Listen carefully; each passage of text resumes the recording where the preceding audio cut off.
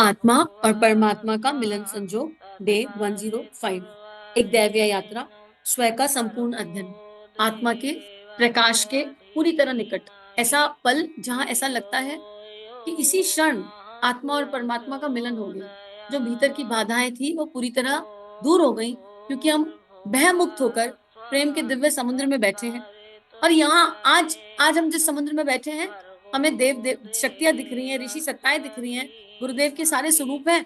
पर वो सारे मोह आसक्ति के बंधन भी हमारे आसपास बैठे हैं, जो आज तक बाधा थे, और आज हम उनको देखकर मुस्कुरा रहे हैं कि अरे जीवन कैसे जिया। जीवन को ऐसा जिया कि तुम पर आश्रित हो गए और तुमको अपने ऊपर आश्रित कर लिया। लेकिन आज हम सब, जितने भी हमने मोह आसक्ति के बंधन आज तक माने, उन सबका हाथ पकड़ लेंगे और सबको कहेंगे कि असली दिशा यही है, चलो गुरुमुख होकर बैठ जाए। अभी तक एक दूसरे की तरफ देख रहे थे, अब एक दूसरे की तरफ नहीं देखेंगे, एक दूसरे का हाथ पकड़कर गुरु की तरफ देखेंगे, एक दूसरे का हाथ पकड़कर ईश्वर की तरफ देखेंगे, एक दूसरे की सहयोगी आत्मा बनेंगे। तो भाव करेंगे, धारणा करेंगे कि हमारे सारे मोह आसक्ति के बंधन इस प्रेम के समुद्र में विलय हो गए, और हम सब एक दूसरे का हाथ पकड़कर ईश्वर की तरफ देख रहे हैं, गुरु की तरफ देख रहे हैं, पंच इंद्रियों से। और कोई छूट जा रहा है तो उसका साथ निभा रहे हैं सहयोगी आत्मा की तरह, लेकिन उसे रोक नहीं रहे। पता चला घर परिवार में कोई एक कह रहा है हमको ये यात्रा करनी है, हम कह रहे हैं पागल हो गए हो गए, ये तो बुढ़ापे का काम है। नहीं, अब वो एनर्जी डिलीट हो गई, वो एनर्जी खत्म हो गई। अरे तुम अकेले क्यों कर रहे हो, हम भी तुम्हारे साथ करते हैं, हम तुम्हारी सहयोगी आत्मा है, तुम्हारा सहयोग करेंगे। हमारी एनर्जीज कॉपरेशन की तरफ अपने आप आने लगी, हमारा चिंतन श्रेष्ठता की तरफ टिक गया। अब हमारी इंद्रियां ईश्वर के अलावा, ईश्वर के गुणों के अलावा कुछ सोच ही नहीं पाती हैं, कुछ देख ही नहीं पाती हैं, कुछ अनुभव ही नहीं कर पाती हैं। और भय सारे विलय हो गए, खत्म हो गए। ना मृत्यु का भय अपनों की, ना अपनों अपनी, ना डिसेबिलिटी का भय, क्योंकि नेक कर्म कर रहे हैं, इस पल में जीवन है, और इस पल में जितने भी कर्म कर रहे हैं वो परमार्थ के लिए कर रहे हैं, युग धर्म के अनुसार कर रहे हैं। और नहीं कर पा रहे तो करने का अभ्यास तो करिए, हर समय, हर पल। और सारे कर्तव्य कर्म भी निपटे जा रहे हैं। तो परम पूज्य गुरुदेव वंदे माँ के प्रति कृतज्ञता का भाव, इस दिव्य किताब के प्रति, इस दिव्य स्वाध्याय के प्रति कृतज्ञता का भाव, आत्मा और परमात्मा का मिलन संजोग हो गया, इसकी पूर्णता की ओर हम बढ़ते चले जा रहे हैं। तो आइए इस दिव्य ऊर्जा को मंत्र की शक्ति से अपने भीतर धारण करें, मानसिक रूप से जप करते रहेंगे एक गायत्री मंत्र, और भाव करेंगे कि ब्रह्मांड से गायत्री मंत्र की वर्षा हो रही है, पूरे आकाश से गायत्री मंत्र की दैवीय वर्षा हो रही है। और इस वर्षा में हम सब डूब गए, हम गायत्री में हो गए, हमारे रोम रोम में गायत्री बस गई, हमारे रोम रोम में, हर कोश में, हर चक्र में गायत्री माँ आकर बैठ गई, स्थापित हो गई, विराजित हो गई। और इस दैवीय वर्षा में अब हम कहीं भी जाते हैं, हमें गायत्री मंत्र की वर्षा होते दिखाई देने लगी, अनुभव होने लगी। हर समय अंतर मन में ये गायत्री मंत्र चलने लगा, ऑटो पायलट मोड पर चलने लगा। और गायत्री वो शक्ति है जो उस प्राण स्वरूप दिव्य परमात्मा को अंतरात्मा में धारण करवा देती है, और केवल हमारे नहीं, सबकी अंतरात्मा में धारण करवा देती है। वो दिव्य शक्ति है जो सविता के प्रकाश से अनंत काल के लिए जोड़ देती है। तो आइए इस मंत्र की शक्ति के साथ इस स्वाध्याय को आगे बढ़ाएं। ओम भूर्भुवः स्वाहा तत्सवितुर्वरेण्यं भर्गो देवस्य धीमहि धियो यो नः प्रचोदयात्। राधा राधा राधा राधा राधा राधा राधा। इस दैवीय भाव से आगे बढ़ते हैं।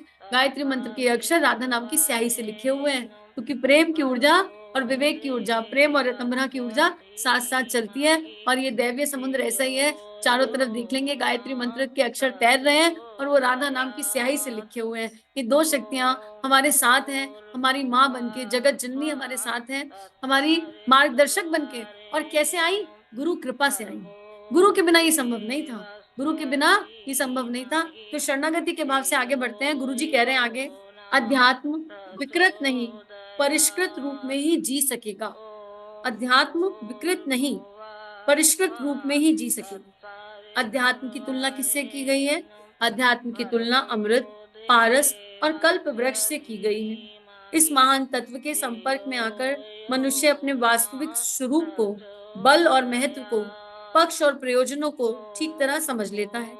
इस आस्था के आधार पर विनिर्मित कार्य पद्धति को दृढ़ता पूर्वक अपनाए रहने पर वह मानव बन जाता है, भले ही सामान्य परिस्थितियों का जीवन जीना पड़े। अध्यात्मवादी की आस्थाएं और विचारणाएं इतने ऊंचे स्तर की होती हैं कि उनके निवास स्थान अंतःकरण में अमृत का निर्झर झरने जैसा आनंद और उल्लास हर घड़ी उपलब्ध होता है। हम अपनी कॉपी जांच लें कि अगर हम अपने आप को अध्यात्मवादी कहते हैं, अगर हम ये मान रहे हैं कि हम आध्यात्मिक हैं, तो क्या ये सब हमारे साथ हो रहा है? क्या हम अमृत पी रहे हैं हर समय? क्या हमने उस पारस का अनुभव कर लिया है, उसको स्पर्श कर लिया है, जिससे हमारी चेतना जीवंत और जागृत हो गई है? क्या हमारी विचारणाएं, आस्थाएं इतने इस ऊंचे स्तर की हो गई हैं कि कठिन से कठिन परिस्थिति में हमारे भीतर आनंद है, आनंद का वो स्रोत खुला हुआ है? अगर ये सारी कंडीशन है, तो हम सच्चा अध्यात्म जी रहे हैं। अगर ये सारी कंडीशन है, तो हम अपनी आत्मा के निकट हैं, क्योंकि अध्यात्म का अर्थ है अधि प्लस आत्मा। आत्मा के निकट, आत्मा के पास, आत्मा के उस प्रकाश स्वरूप से एक, अध्यात्म का अर्थ ही है। तो ये हमें अपने आप चेक करना पड़ेगा, अपनी कॉपी खुद जांचनी पड़ेगी। आगे गुरुदेव लिख रहे हैं, अध्यात्म निसंदेह पारस मणि है, जिसने उसे छुआ वह लोहे से सोना हो गया। गुण, कर्म और स्वभाव में महत्तम उत्कृष्टता भरना अध्यात्म का प्रधान प्रतिफल है। अब कोई क्या अध्यात्म की राह पर चलकर क्या मिलेगा? गुण, कर्म, स्वभाव में उत्कृष्टता। गुण, कर्म, स्वभाव बदल जाएंगे। पहले दूसरे की लाभ हानि, अपनी लाभ हानि से परेशान होते थे, ईर्ष्या के विकार के भाव आ जाते थे, गुस्सा आ जाता था। ये प्रवृत्त मन की जो वृत्तियां थी, ये सब बदल जाएंगी। गुण, कर्म, स्वभाव दैवीय हो जाएंगे। प्रेम, करुणा, संवेदना, विनम्रता, ऐसे दिव्य गुण अंदर जागृत हो जाएंगे, जिसके बारे में हमने कभी सोचा या सुना भी नहीं होगा। ये अध्यात्म से प्राप्त होता है। जिनकी आंतरिक महानता विकसित होगी, उनकी बाह्य प्रतिभा का प्रखर होना नितांत स्वाभाविक और प्रखर प्रतिभा स्वाभाविक है। और प्रखर प्रतिभा जहां कहीं भी होगी, वहां सफलताएं और समृद्धियां हाथ बांधे सामने खड़ी दिखाई देंगी। इस प्रश्न का भी उत्तर मिल जाता है कि अध्यात्म की राह पर चलेंगे तो क्या प्राप्त होगा? कुछ भी प्राप्त नहीं होगा। देखो, यहाँ पर एक कहानी याद आती है, बड़ी प्यारी सी कहानी है। एक बच्चा था, पढ़ता था, अपने पिता से पीछे पड़ गया। क्या पीछे पड़ गया? कि मुझे पढ़ाई लिखाई छोड़ दो, मुझे नहीं पढ़नी पढ़ाई लिखाई अब, मुझको तो जाना है, बिजनेसमैन बनना है, और मुझे बिजनेसमैन बनने के लिए तुम मुझे इन्वेस्टमेंट दे दो, रुपया दे दो, मैं बिजनेसमैन बनकर आऊंगा। उसके पिता ने कहा, तेरे पास क्या प्रतिभा है? बोला, जो भी प्रतिभा है मैं उससे बिजनेसमैन बन जाऊं। तो उसके पिता ने कहा, भाई ठीक है, मैं तुझे 1 रुपया दे रहा हूँ, तुझे 1 रुपए का 2 रुपया कर ले, और फिर अगर तूने शाम तक इसका 2 रुपया कर लिया तो ठीक है, चलेगा, मैं तेरी बात मान जाऊंगा, और तू संसार में चले जाना। वो बच्चा बड़ा खुश हुआ, सुबह सुबह लेकर 1 रुपया, माँ से कहा रोटी बांध दो, और आज मैं शाम तक 2 रुपए करके आऊंगा, कैसे भी करके आऊं। रोटी पानी लिया, चलता रहा चलता रहा चलता रहा। अभी कोई आइडिया तो दिमाग में था नहीं, यूथ की एनर्जी थी, समझ में ही नहीं आया। दोपहर का समय हो गया, एक जंगल की तरफ पहुंचा, वहां एक पेड़ था, पेड़ पे छाया मिली, वहां बैठ गया, सोचा यहाँ बैठ के रोटी खा लूं। बैठ के रोटी खाई, गटगट पानी पिया। अब नींद आ गई, इतने बढ़िया तरीके से पेट भर के खाना खा लिया तो नींद आ गई, सो गया। सोया, जब उठा तो 2 घंटे बीत चुके थे। उठा तो एकदम से प्यास लगी बहुत तेज, पानी खत्म हो चुका था। सोचा पानी कहाँ से लाऊं, पानी कहाँ से लाऊं।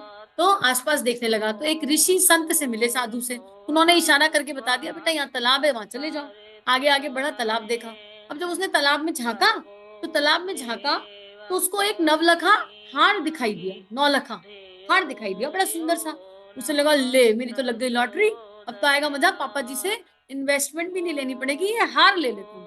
कूद पड़ा तालाब में, कूदा, डुबकियां लगाई, ढूंढे, हार मिला ही नहीं। बाहर आ गया, पूरा गीला हो गया।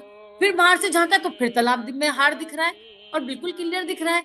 फिर से डूब गया, फिर से कूद पड़ा, फिर से हाथ नहीं आया। 15 मिनट लगा दिए, सांसें अटके जा रही हैं। फिर बाहर आया कि शायद मुझे मिथ्या भ्रम हुआ होगा। फिर देखा तो फिर से वही दिख रहा है, तालाब में हार। उसे लगा, यार ये क्या हो रहा है, मुझे हार दिख रहा है और मैं कूदता हूँ तो मेरे हाथ में नहीं आ रहा। वो फिर से कूद गया इस बार। अब जब बाहर निकला इस बार थका हारा, तो बैठ गया निराश होकर। सामने साधु देख रहे थे ये सब, जिन्होंने इशारा किया था। वो मुस्कुराए और उन्होंने इशारा किया ऊपर की तरफ। तो उसने ऊपर देखा तो हार ऊपर पेड़ पे लटका हुआ था, उसकी परछाई नीचे थी। हार था ऊपर पेड़ पे लटका हुआ, उसकी परछाई नीचे थी, वो परछाई के पीछे भाग रहा था। उसको लगा, ले मैं कितना निरा मूर्ख निकला, मैं इस परछाई के पीछे भाग रहा हूँ। और वो फटाफट फटाफट पेड़ पे चढ़ने का अभ्यास किया उसने। बड़ी मुश्किलों से इतना ऊंचा पेड़ 3-4 बार गिर गया, हाथ छिल गए, पांव छिल गए, लेकिन वो तो हार की मृग तृष्णा में था, उसे तो हार चाहिए था भाई। और भाई किसे नहीं चाहिए होगा, 9 लाख का हार दिख रहा है पेड़ पे टंगा। जैसे ही हार के पास पहुंचा, एक बंदर आया, उनने हार उठाया बंदर ने, और बंदर ने एक छलांग मारी, और एक छलांग से बंदर उस दूसरी छोर। अब ये भाई साहब पीछे पीछे, इन्होंने भी छलांग मारी और इन्होंने छलांग मारी, तो ये नदी में जाके गिरे और उसकी बेस पर जाकर गिरे और धड़ाम से गिरे और इनकी हो गए बेहोश, इनकी गई हड्डी पसली टूट। अब अब जब इनको होश आया तो 2 महीने बीत चुके थे। ये उस साधु की कुटिया में थे और साधु ने कहा, बेटा किस मृग तृष्णा में भाग रहे थे तुम? साधु ने कहा, बोला वो हार मिल जाता तो मेरा जीवन धन्य हो जाता। तो बोले संसार यही तो कर रहा है, उसके पीछे भाग रहा है जो एग्जिस्ट ही नहीं है। और इस बंदर बाट में एक बंदर भागता है, दूसरा बंदर आके बाजी मार लेता है और जो पीछे पीछे भाग रहा है उसके हाथ पैर टूट जाते हैं। तो तुम भटक गए। अब उसने कहा, उसे समझ ही नहीं आया कि ये क्या हुआ मेरे साथ। उसे जीवन का यह फलसफा मुश्किल लग रहा था। लेकिन अब पापा के पास कैसे जाए अपने? उस साधु ने कहा, 2 महीने हो गए तुम्हें? तो बड़ा घबराया, मुझे 2 महीने हो गए। अब पिताजी तो उसके समझदार थे और अनासक्त आत्मा थे। 2 महीने बाद पिताजी के पास पहुंचा, सारा हाल कह सुनाया। 1 रुपया भी खो गया था, वो 1 रुपया भी पता नहीं था कहाँ था, कहाँ चला गया। पिताजी ने बोला, तुमने अपनी मन की कर ली, कहानी यहाँ खत्म नहीं होती है। पिताजी ने कहा, तुमने अपने मन की कर ली, अब तुम मेरे मन की कर लो। बोला, क्या क्या करूं आपके मन की? बोला, चलो मैं तुमको एक आश्रम में ले जाता हूँ, तुम कुछ दिन उस आश्रम में रहो। उसने कहा, आश्रम में? पहले तो अनमना हो गया, फिर लगा मेरे पास कोई रास्ता तो है नहीं, तो इन्हीं की बात मान लेता हूँ। गया आश्रम में। इतना बड़ा आश्रम देखकर चुतिया गई आंखें। क्या ही आश्रम है, क्या ही दिव्यता है। और आश्रम में उसको 1 हफ्ते किसी ने रोका टोका नहीं, किसी ने कुछ नहीं कहा। तो उसे लगा, यार ये तो बड़ी बढ़िया जगह है, फ्री में खाना, फ्री में रहना, कोई कुछ कहता ही नहीं, कितना मजा आ रहा है। 1 हफ्ता ऐसे ही निकल गया, पता ही नहीं चला। बड़ा मंगल आया। 1 हफ्ते बाद उसका नंबर आया गुरुजी से मिलने का। आश्रम के जो गुरुजी थे, आश्रम में गया, गुरुजी के पास बैठा तो गुरुजी ने कहा, तुम्हें कैसा लगा? कह रहा, बहुत मजा आ रहा है गुरुजी, बहुत आनंद आ रहा है। तो गुरुजी ने कहा, अब तुम्हें काम मिलेगा। बोले, क्या काम? बोले, अब कल से तुमको आश्रम के सारे बर्तन धोने। बोला, बर्तन धोने? घबरा गया सुनकर, बर्तन धोने? आश्रम के सारे बर्तन धोने? बोले, हाँ, अब तुमको आश्रम के सारे बर्तन धोने। उसकी तो हवा खराब, लेकिन अब क्या करें, पिताजी ने तो कह दिया था 2 महीने आश्रम में रहना है। तो बर्तन धुलने शुरू किए। पहले बड़े कंटाल मन से बर्तन धोए, बड़ा थकान हो जाती थी, पर धीरे धीरे बर्तन धोने में आनंद आने लगा। फिर 15-20 दिन बाद गुरुजी से भेंट हुई। गुरुजी से बोला, बर्तन धुलने का काम कैसा चल रहा है? बोला, गुरुजी पहले तो समझ ही नहीं आता, पहले तो आता ही नहीं था बर्तन धोना, पर अब बर्तन धोते धोते समझ में आ रहा है कि बर्तन धोना भी एक कला है। बर्तन धोना भी एक कला है, कहाँ गर्म पानी लगेगा, कहाँ ठंडा पानी लगेगा, कहाँ पर ज्यादा घिसाई करनी है, किस बर्तन पर कौन सा झावा मारना है, ये भी समझ में आ रहा है। तो गुरुजी बोले, बर्तन को केवल बाहर से घिसते हो कि अंदर से भी घिसते हो? तो बोला, नहीं नहीं गुरुजी, ऐसे कैसे बाहर से घिसूंगा, अंदर से नहीं घिसूंगा तो खाना कैसे बनेगा? तो गुरुजी बोले, अपने आप को केवल बाहर से क्यों चमकाना चाहते हो, अंदर से कब चमकाओगे? बोला, जी मुझे समझ में नहीं आया, आप क्या कहना चाहते हैं? तो गुरुजी बोले, तुम चाहते क्या हो जीवन से? बोला, मैं खूब पैसा कमाना चाहती हूँ, मैं बहुत बड़ा बिजनेसमैन बनना चाहती हूँ। गुरुजी बोले, अच्छा फिर बिजनेसमैन बन के क्या होगा? बोला, मैं एक बहुत बड़ा घर खरीदूंगा। बोले, फिर और क्या करोगे? मैं एक बहुत बड़ी गाड़ी खरीदूंगा। फिर और क्या करोगे? मेरे पास सारे एसेट्स होंगे, सारा ऐशो आराम होगा। तो गुरुजी मुस्कुरा के बोले, चारों तरफ देखो, मेरे पास तो सब कुछ है, तुमसे बहुत ज्यादा है, जितना तुम कमाओगे। देखो जरा आश्रम में चारों तरफ, आश्रम 100 कमरों का घर है, मेरे पास गाड़ियां आती हैं जो मुझे ऐसे बैठे बैठे आउट ऑफ इंडिया ले जाती है, एक पैसा मेरा रुपया नहीं लगता। तो जो जब तुम मांग रहे हो वो तो मेरे पास ऑलरेडी है, लेकिन मैं इन सब चीजों से आसक्त नहीं हूँ। तो उसने ध्यान से देखा, बोला, हाँ गुरुजी, आपके पास तो सब कुछ है, तो क्या मैं आप बन जाऊं? बड़े प्यार से बोलता है, बालक था, तो क्या मैं गुरुजी बन जाऊं? तो गुरुजी बोले, नहीं, तुम गुरुजी बन तो सकते हो, लेकिन उसके लिए तुमको अपने भीतर के गुरूर को हटाना पड़ेगा। गुरु बनना है तो अपने भीतर के गुरूर को हटाना पड़ेगा। और जब उसने ये सुना, बोला, ये क्या होता है? बोला, भीतर से रगड़ाई। गुरुजी ने बोला, बाहर से बर्तन बहुत मांज लिया बेटा, अब भीतर की रगड़ाई करो, भीतर से बर्तन मांजो। ये नवलखा बना बनाया हार मिल भी जाएगा तो कितने दिन तुम्हारे काम आएगा, जब तक तुम्हारी कोई प्रतिभा जागृत नहीं होगी। तुम्हें वो हार उस दिन मिल जाता, तुम उससे बिजनेस खोल भी लेते, तो तुम कच्ची उम्र के थे। यहाँ कच्ची उम्र मतलब देह की उम्र नहीं है, यहाँ कच्ची उम्र मतलब भावनाओं से कच्ची उम्र के थे। उस हार से तुम जितना हासिल करते उतना जल्दी उसे खो देते, क्योंकि तुमने भीतर की रंगाई पुताई नहीं करी, भीतर के सिस्टम को ठीक नहीं किया, और तुम्हारा गुरूर खत्म नहीं हुआ। जब तक ये गुरूर खत्म नहीं होगा तब तक कुछ प्राप्त नहीं होगा। और जिसका गुरूर खत्म हो जाए वो गुरु कभी बनना ही नहीं चाहेगा, क्योंकि उसकी कोई चाह ही नहीं रह जाएगी, क्योंकि उसकी कोई चाह ही नहीं रह जाएगी। और फिर जो संसारिक उपलब्धियां हैं वो उसके पीछे पीछे दौड़ी हुई आएंगी। तो तुम अपना परिमार्जन तो करो। तुमने अपना परिमार्जन कर लिया, अपना कायाकल्प कर लिया, तुमको सारी सुख समृद्धि अपने आप मिल जाएगी। अब उसको अपने जीवन की ये शिक्षा मिल चुकी थी। अब ये तो एक कहानी है, इसमें तो 4 महीने में मिल गई शिक्षा, 2-4 हड्डी तुड़वा के। हमारे 40 बीत गए, 30 बीत गए, 20 बीत गए, हम कहाँ हैं? हम चेक कर ले अपने आप को, गुरूर ही खत्म नहीं हो रहा। क्या करें इसका, कैसे करें अंदर की सफाई, कैसे करें? और जिसकी हो गई उसे क्या प्राप्त होगा? जहां पर आंतरिक महानता विकसित होगी, अंदर की सफाई मतलब आंतरिक महानता का विकास। जहां आंतरिक महानता विकसित होगी वहां बाहर की प्रतिभा अपने आप प्रखर हो जाएगी, अपने आप प्रखर हो जाएगी। जहाँ बाहर की प्रतिभा प्रखर हो गई, वहाँ सफलताएँ और समृद्धियाँ हाथ बाँधे खड़ी होंगी, आप मना कर दोगे, भई हमको आवश्यकता नहीं है। आप किसी बहुत ऊँचे स्तर पर बोल जाओ, आपको 4 लोग बुलाएँ, पर आप अपने ध्यान के रस को नहीं छोड़ोगे, नहीं ये तो मेरे ध्यान का समय है जी, आवश्यकता नहीं है, आप अपने पास रखिए। आपको देने वाले इतना दे रहे होंगे, आप उसे स्वीकार नहीं करोगे, क्योंकि आपको पता होगा सच्चा सुख कहाँ पर है। तो गुरुदेव यही यहाँ लगा रहे हैं कि लघु को महान बनाने की सामर्थ्य और किसी में नहीं। लघु मतलब छोटे से मैं से विराट मैं की यात्रा। मैं अहम ब्रह्मास्मिन, ये अहंकार में भी बोला जाता है और ये एकत्व में भी बोला जाता है। मैं ही वो हूँ, तत्त्वमसि सोहम। बोलने की एनर्जी और फ्रीक्वेंसी पे डिपेंड करता है। उस छोटे से मैं से विराट मैं की यात्रा और किसी में नहीं, केवल अंतरंग की महत्ता, गुण, कर्म, स्वभाव की उत्कृष्टता में है। अपने गुणों को देख लें। गुण, कर्म, स्वभाव की जब बात कर रहे हैं, अपने गुण कारण शरीर पर हैं।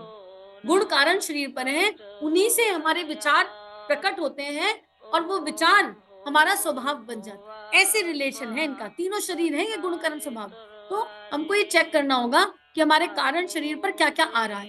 हमारे कारण शरीर की एनर्जी कैसी है, ठीक है? उसके आधार पर हमारी विचारणा और कर्म बन रहे हैं, ठीक है?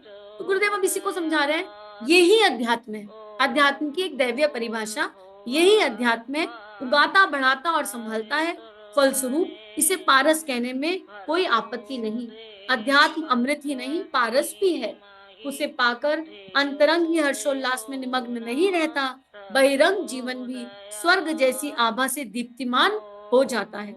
इतिहास का पन्ना-पन्ना इस प्रतिपादन से भरा पड़ा है कि इस तत्व ज्ञान को अपनाकर कितने कलुषित, कुरूप, लौह खंड जैसे बहुमूल्य महान अग्रणी एवं प्रकाशवान बनने में सफल हुए। भई हम सबने कहानियाँ सुनी हैं, डाकू से संत बनते हुए लोगों को देखा है, जाना है, अनुभव किया है। हमको वो कहानियाँ पता है कि नहीं पता? अपने जीवन को ही देख लीजिए, पहले क्या था और गुरु सानिध्य में क्या होता जा रहा है। गुरु सानिध्य में क्या होता जा रहा है। हमें अपने जीवन से ही इस चीज़ को आँकने की आवश्यकता है। तो अगर अध्यात्म जीवन में है, आत्मा के निकट आ गए, तो बहिरंग की टेंशन नहीं करनी पड़ेगी, सब कुछ अपने आप हो जाएगा। लेकिन फूल अगर इसलिए खिला कि मेरी खुशबू सब जगह फैले, तो बात गड़बड़ा जाएगी। और अगर फूल सहज स्वभाव खिला, तो उसकी खुशबू अपने आप फैलती चली जाएगी। तो आज इस कहानी पर ही चिंतन कर लेते हैं, इस स्वाध्याय को यहीं पर गुरु चरणों में अर्पित समर्पित करते हैं और समझ लेते हैं कि हम किस मृग तृष्णा के पीछे भाग रहे हैं, अंदर की सफाई कर रहे हैं कि नहीं कर रहे हैं, और कर रहे हैं तो कितनी कर रहे हैं। और कल जो गुरुदेव ने होमवर्क दिया, उसको 1 महीने तक करके देखेंगे कि हमने कितना जीवन परमार्थ में जिया और कितना जीवन स्वार्थ में जिया, कितना जीवन युग धर्म के अनुरूप जिया और कितना जीवन स्वधर्म के अनुरूप, देह भाव के धर्मों के अनुरूप जिया। तो इसी भाव से सभी को बहुत-बहुत आभार। समूह की इस दिव्य शक्ति को जो मानसिक रूप से जप कर रही है, उनको बहुत-बहुत आभार। आप सबको चरण स्पर्श, चरण वंदन और बस एक ही प्रार्थना कि गुरुदेव ये जो स्वयं का दिव्य अध्ययन करा रहे हैं, ये हमारी आत्मा का प्रकाश बन जाए और आत्मा और परमात्मा का मिलन अब निश्चित रूप से हो ही जाए। कब? जब गुरु चाहे। हम लेकिन अभ्यास और प्रयास करें और इस यात्रा पर पग बढ़ाते चलें।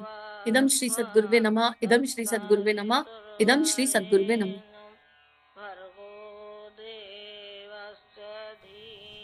हमारे YouTube चैनल को सब्सक्राइब कीजिए और बेल आइकन पर क्लिक कीजिए ताकि आने वाली सभी वीडियो की नोटिफिकेशन आपको मिलती रहे। आप सभी को बहुत बहुत थैंक यू।